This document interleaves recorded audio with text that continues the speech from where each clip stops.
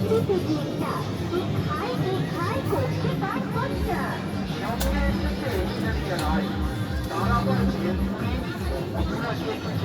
ঘোরাঘুরি করছে একটা ডিপি দাও না, মাথায় দিবি। থাকবে না যদি না খায় পাখি চাষ।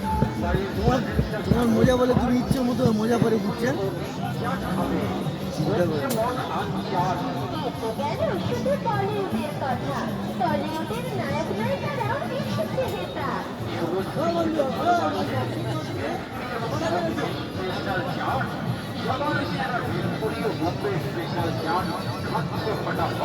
বনি কৌশলের মনে আহাকে আনন্দ, ভেলপুরি দোতল ফুচকা তাদের পছন্দ।